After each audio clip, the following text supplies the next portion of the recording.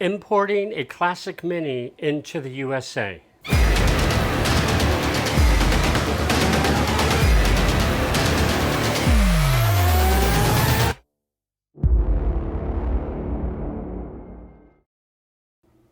An overdue video. I have now imported 2 Minis into the USA, and I have been asked on multiple occasions for help on how to do that, and I mentioned that I was going to make a video. So here we go. While it may seem to be a complicated process, it really isn't that bad.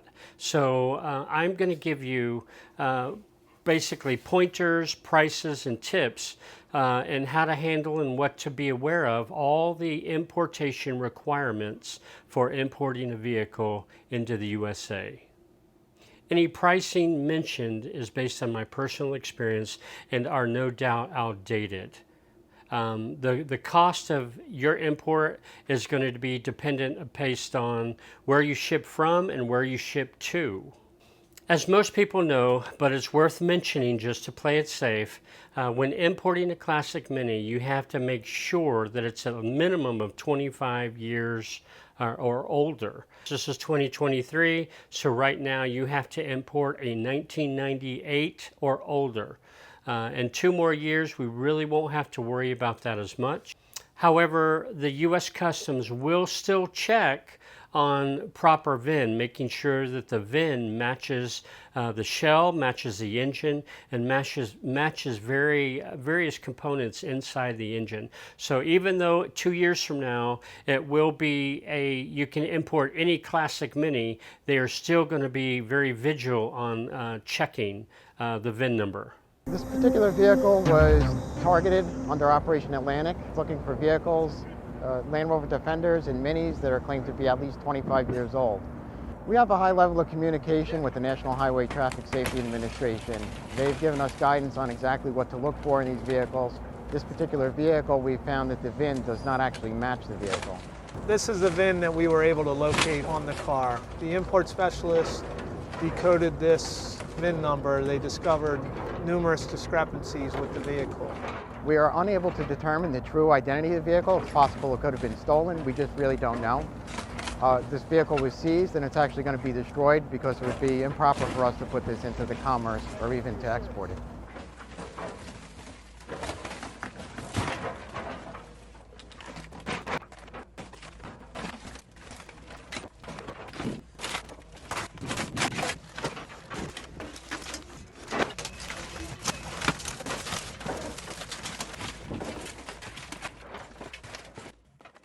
Now today, between today and the next 2 years, if you try to sneak in a vehicle that's say a 2000 and you say it's a 1998, you're doing it at your own risk. Your vehicle can still be confiscated and crushed, no joke. There is one loophole in which you can import a newer classic Mini into the USA. And all I'm going to say in this video is a keyword. It has to be a motorized keyword vehicle. But that, along with safety regulations, all of that is for another video, another time. 13 main points. I'm only going to go over the main considerations for importing a classic Mini into the USA, or any vehicle for that matter. However, if you would like to know more specific details, feel free to contact me and I will help you as best I can. First, let me go over shipping fundamentals. You can ship a vehicle in 2 basic ways. Ship via a container where you pay a set fee for the entire container, and you can put anything whatsoever, you can put anything and everything in it. Or you ship via RoRo, which stands for roll on, roll off of a motorized vehicle. The vehicle must be operational. All right, point 1, find a shipping company. You can either find one on the UK side or you can find one on the USA side. For me to ship from Southampton docks to Galveston, Texas docks, it cost me £795. Today's rate, because I contacted them just the other day, today's rate, it's just over $1,000 with the same shipping company. Point 2 is you need to transport your vehicle, your Mini, from the seller's location down to the docks or over to the docks, whatever docks you're shipping out of. Now you can do that a variety of ways. You can hire it done. There are multiple transport companies. You can use a friend. The seller may offer, depending on how close they are. Or like what I did is I used the shipping company's transport service. In my case, my Mini pickup was collected up in England, up north. I would consider northern England on August 18th with a 4+ hour drive down to Southampton. I used a shipping company's transport service, and their fee was $345. Point 3 is the UK export dock fee. When I did mine, it was £35. Point 4 is marine insurance. Typically, the marine insurance is 2% of the value of the vehicle. Now, you don't have to have marine insurance. A word on insurance. Should you get marine insurance or not? Some people get it, others do not. I personally did not on both of my imports, but you choose what's best for you. If you understand how your vehicle is being transported, row versus container, as I mentioned already, you can weigh the options that best suit you. Insurance does not cover a great deal outside of the worst case scenario. If you're talking scratches and small dents, stuff like that, good luck, Chuck, on any insurance claims. I don't think you're going to win a case there. So what then does insurance cover? If the vessel goes down, yes, you lose your car and investment with no insurance. If you have insurance, then your investment is covered, right?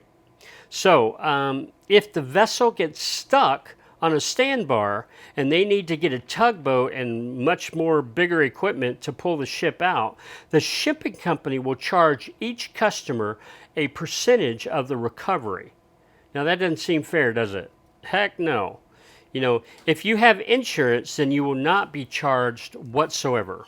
Point 5, of course, there could be other expenses on the USA side. If you live a good ways from the docks and you decide to transport the vehicle from the docks to your front door, that's an expense.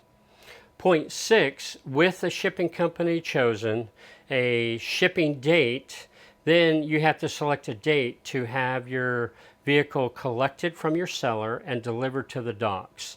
Expect 2 weeks for the collection process and another 2 weeks for the actual shipping across the pond. In my case, my Mini pickup was collected on August 18th and it was delivered to Texas docks on September 4th. Point 7, on the UK side and prior to your vehicle being delivered to the docks, you need your seller's help. Ask them to clean the car thoroughly, especially the wheel wells, the undercarriage, because if your car gets over here into U.S. Customs on this side of life and they find cobwebs or spiders and bugs, you could be into delays and extra expenses on storage because they won't release your vehicle. The other thing is you need to ask is make sure that you only have 1 to 2 gallons of fuel or maybe even less than that, of petrol in the gas tank. Ask them to take loads of pictures in and around the vehicle, which will help if needed. Have the seller label and put tape around both the ground battery terminal and the cable itself. Label it either negative or ground or whatever the case may be, because not all cars are negative or positive ground, and the row crews have been known to get it wrong and fry batteries. Have your seller to mail you all the important legal documentations. If you have a spare set of keys, have them mail those. Any other important documentation, have them mailed to you. And it's also a good idea to put a copy of them under the driver's seat. And make note too, and your shipping company or broker, if you choose to use one, will tell you this. Have your car cleaned. Don't try to put extra parts inside your car. Don't try to put extra engine parts or bumpers or windows or glass or anything like that. That's against shipping policy, and they will grab it and it will cost you. So don't put anything else in the car, just have a clean, beautiful car. Point 8, paperwork and continued expense. My first Mini, I did the DIY paper chase. I did not use a broker because I thought they were too expensive. On the second time, I used a broker and they saved me loads of headache and time. And honestly, I don't know how I saved any money by doing it all myself anyways. A broker will actually help you. They'll walk you through a good broker, and I can recommend both a shipping company and a broker to you if you like. Just contact me. But a good broker will walk you through the system, and they will do all the paperwork. They'll do all the legwork for you. Basically, all you have to do is, pay them and show up at the docks and collect your vehicle. You don't have to run everywhere and do the DIY paper chase. However, whether you use a broker or the DIY paper chase, these are the following documents that you are going to need, especially if you do the DIY paper chase. You've got to do all this and deliver this to different areas of U.S. Customs and Security on your own. You need a clear title or a V5 British registration. I believe on the UK side, the V5 is converted over to a V561 certificate, and that is a permanent export certificate, and this has to happen from your seller side. You need a bill of sale. This can be something you make up. You can create it in Word or anything, or use an existing one, but you need a bill of sale. You need a passport or a driver's license. You need a bill of lading provided by the shipping agent. The term lading means loading and specific reference to loading cargo aboard a ship. Notating the number of packages, the weight, and the description. You need an ISF form, which is $70. The ISF form is the Importer Security Filing. You need a POA, Power of Attorney, if you use a broker. You need an HS7 form if you don't have a broker. This is more declaration information. You need an entry, you've got to pay an entry fee, which is $180. Terminal handling charge, another $115 at Galveston. Duty fees is 2.5% of the value.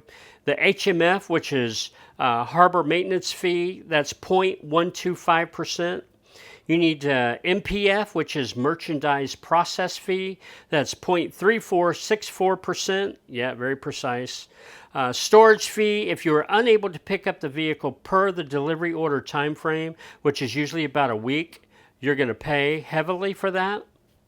The exam fee is $40. Once the ship lands, they will send a person to exam the vehicle.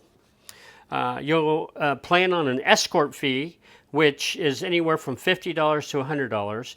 If you decide to import often, then you can get a TWIC card. TWIC stands for Transportation Worker ID Credential.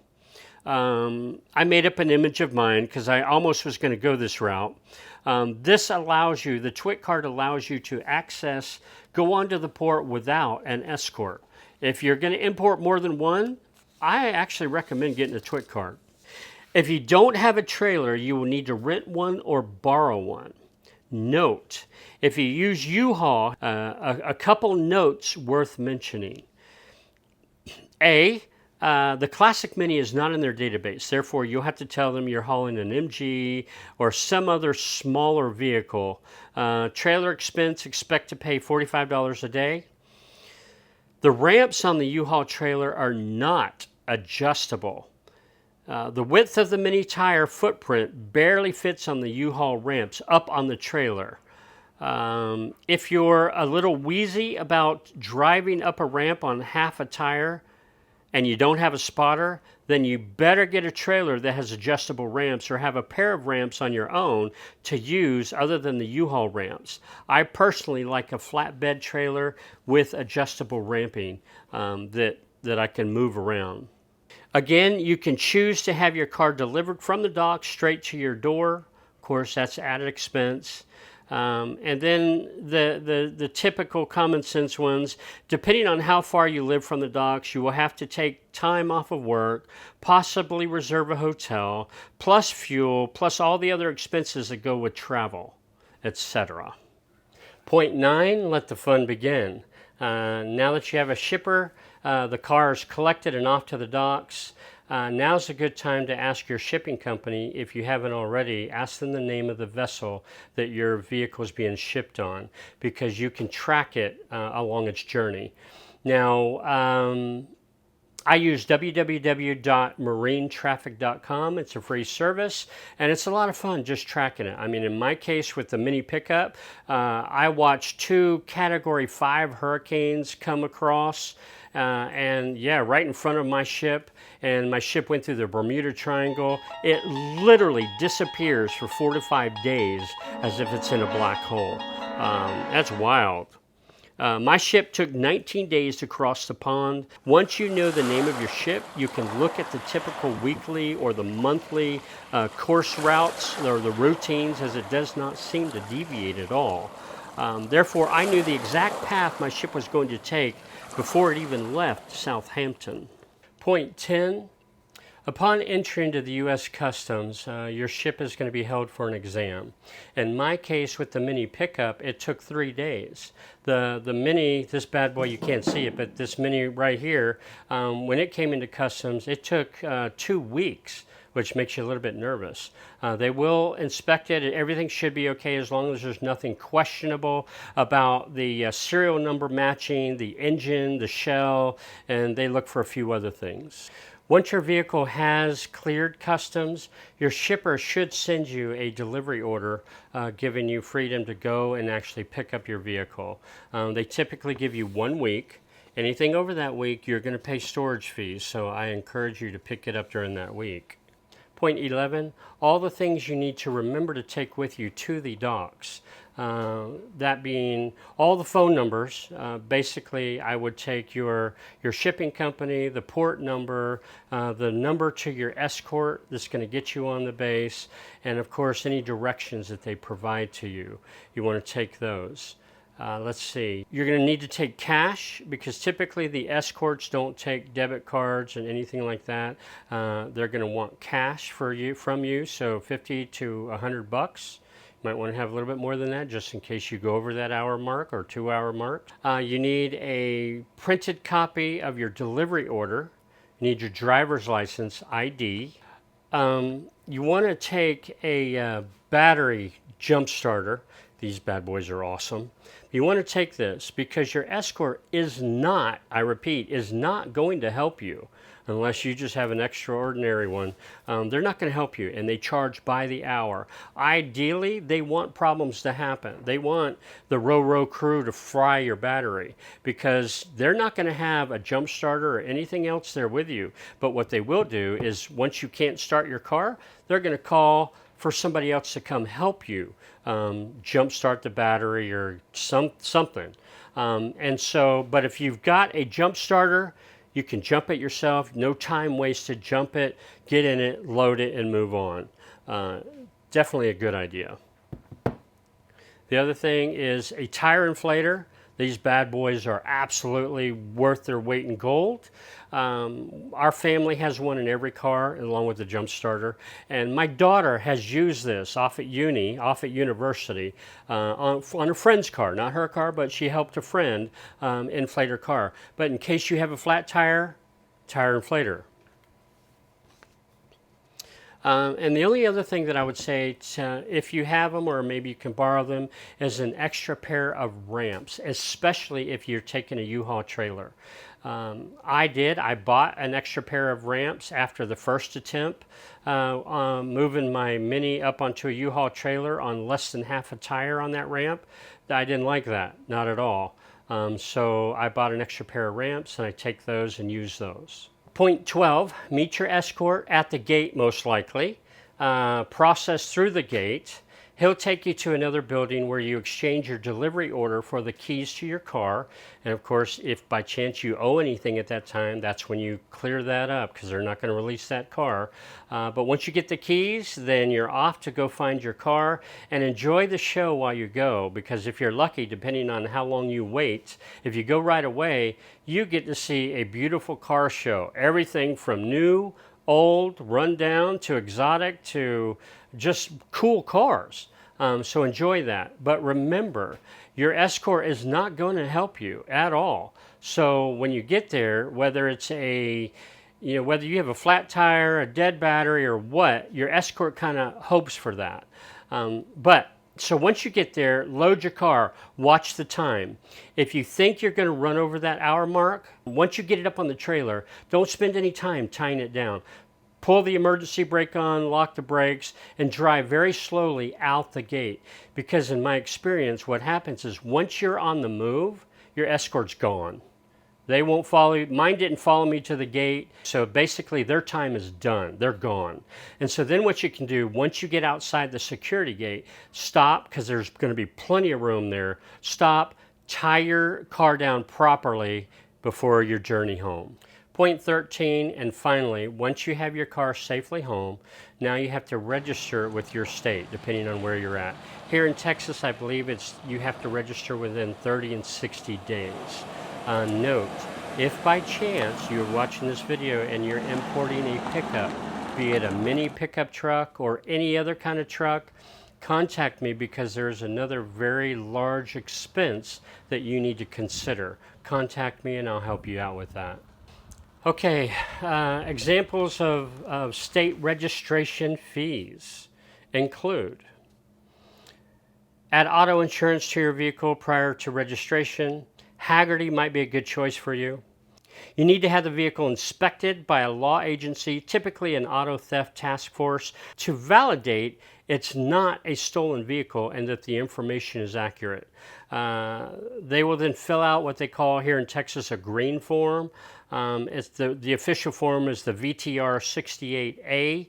That's $40. Next, you have to go to your vehicle safety inspection, $7.50. Here in Texas, anyways, when you go there, they're gonna need your driver's license and your insurance, and then you go to the Texas or state vehicle registration. For Texas, it's $51.75. You will need all the import documentations that I mentioned already, the bill of sale. You'll need proof of insurance if the vehicle is running. You'll need a title or the paperwork showing the VIN number. In my case, it was the V5C paperwork from England. Although please note, if you're importing from a non-English speaking country, you must show title paperwork in English, or you need to have it translated with a proof of translation. Yeah, ask me how I know that one. Okay, I've made a list of these because I couldn't remember them myself. So you have a title application fee, $33. You've got your state portion of inspection fee, $30.75. You've got your local county fee, which is $31.50. You have your 6.25% vehicle sales tax. You've got your process and handling fee. They process everything, $4.75. You have your Texas tag, $95. You have your insurance verification fee. What the heck is that? $1. So that's basically it with importing for all the basic and expected fees and documentations that are needed for importing a vehicle into the United States. Of course, I'm always excited. If you plan on importing a Classic Mini, holler at me. Let me know, and if I can help you in any way, I will. Especially if you live here in Texas, I'll be happy to help you do all that I can. But again, thanks for watching Lone Star Mini, and bye just now.